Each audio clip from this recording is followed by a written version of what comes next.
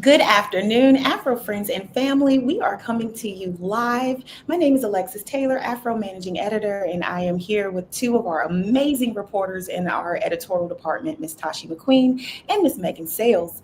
Y'all, it is March 10th, 2025, and we are here with some updates and some weekend headlines that caught our attention. I'll kick it off and say that the Target fast, which started last week, is officially in full effect.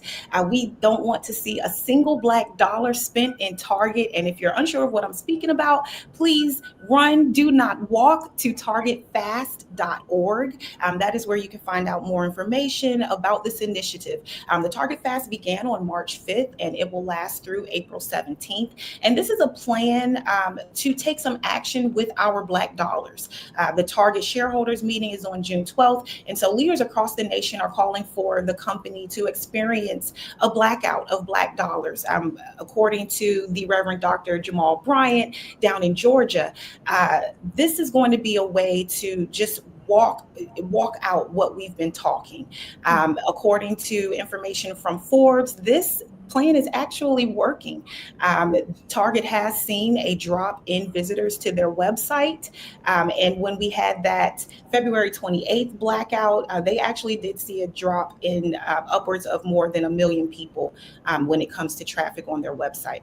Leaders across the country are calling for Target to do 4 things. They want the company to honor the $2 billion pledge to Black businesses through support of their products, of their services, and by advertising with the Black media. Black press is turning 198 in a few days, and so it's really important for major companies to invest in Black newspapers and Black media companies, especially at a time such as this. Black leaders are also calling for Target to deposit $250 million amongst any of the 23 Black banking institutions in the country to completely restore the commitment to diversity, equity, and inclusion. And then the 4th thing that leaders are calling for is a pipeline of community centers to help secure education when it comes to retail at every level at 10 HBCUs. So they want that $2 billion pledge. They want institutions, our Black banking institutions, to be invested in. They want a return or a restoring of the franchise commitment and these community centers at 10 Black institutions, historically Black colleges and universities across the country. To those who say it's not working, again, I will tell you that I have seen it with my own eyes. I am staying out of Target. The people that I know and love, I am encouraging them to do the same. I'm here in Maryland, though. You've seen the videos through, for example, Prince George's County, which has a large African-American population.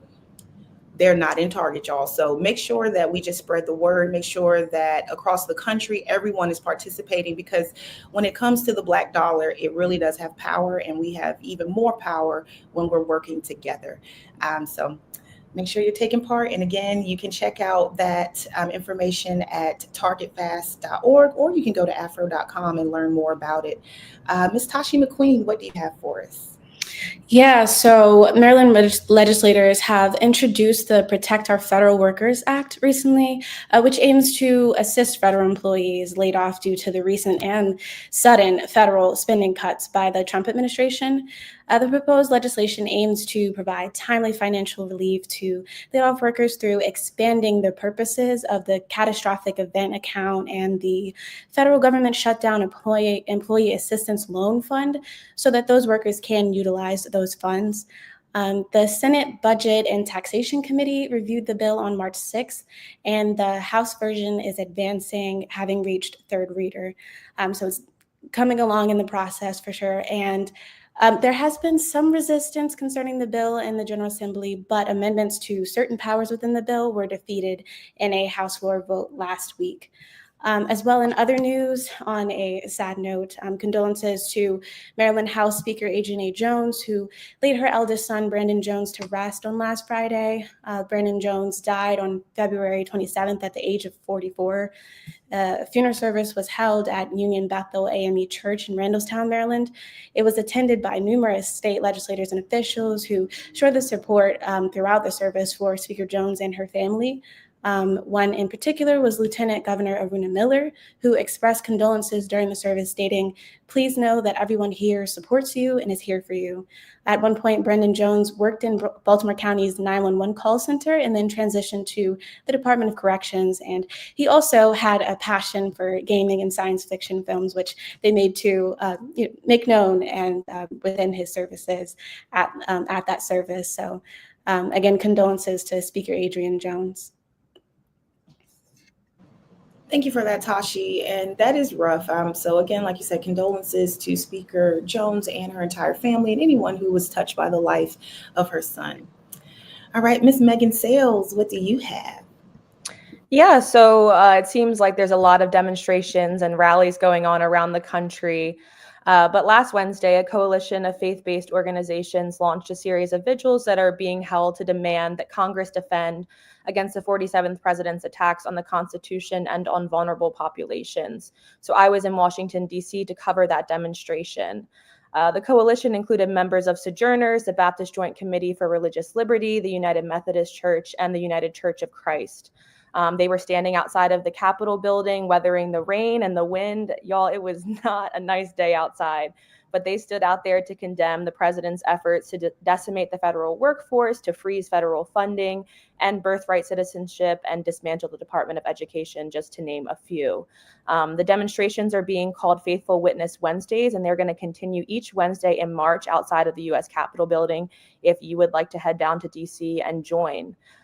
Something to note, exit polls did reveal that 63% of Protestant or other Christian people voted for the current president last November.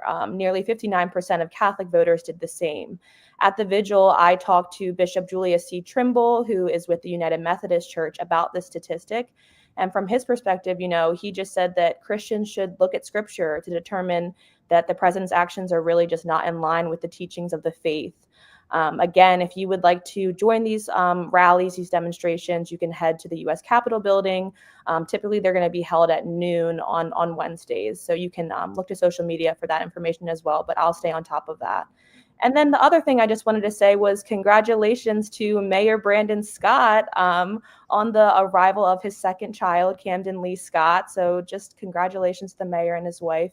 Really excited. Another Baltimore themed name in the family. So loving that, but congrats to him.